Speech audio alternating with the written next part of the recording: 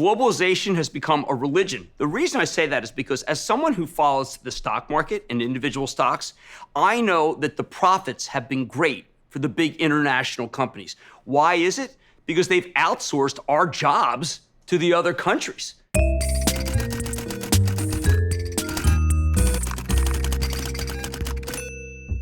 To an extent that I think humanity has never experienced before, we truly live in a single world. In the 9th century, China invented gunpowder. The Europeans didn't invent it until the 13th century, 400 years later. Today, Microsoft comes up with Windows, and within weeks, it's available across the world. That is globalization. All right, we're going back in the Wayback Machine. We're going back to 1950. We never had a driver. The typical American family in 1950 was in, you might say, a very optimistic mood. And the new vacuum cleaner has World War II put the economy back to work.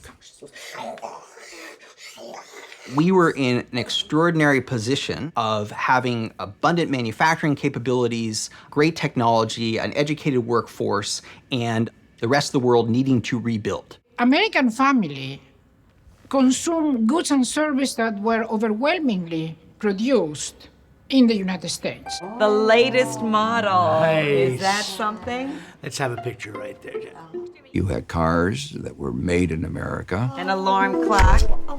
For the guy who never can find a sharpened pencil. A radio. Oh, all right. I'll tinker in the You'll basement. tinker with it, yeah, in your shop. Jay! The old card shop. No yo-yos at the table. Okay, now, we're in 2014.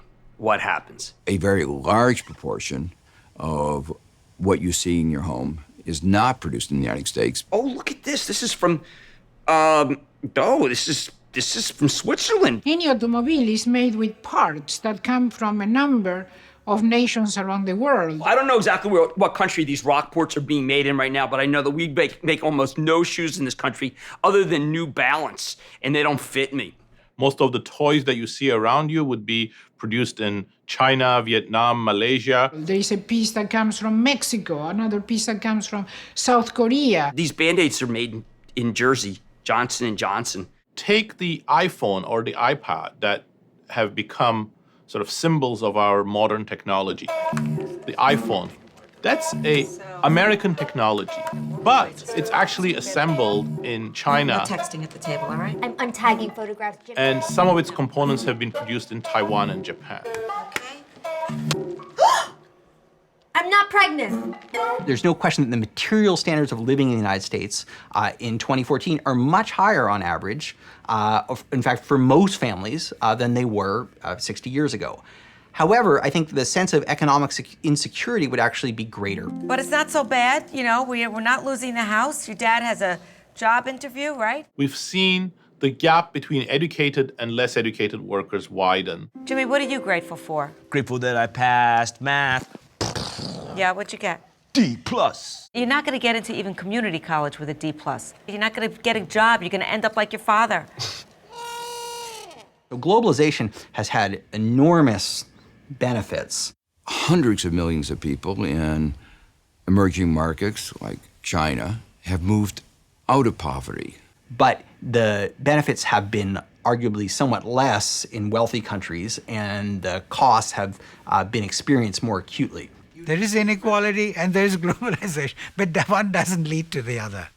All right, it's 2075, and we have two alternate versions. On the negative side, it's actually pretty simple.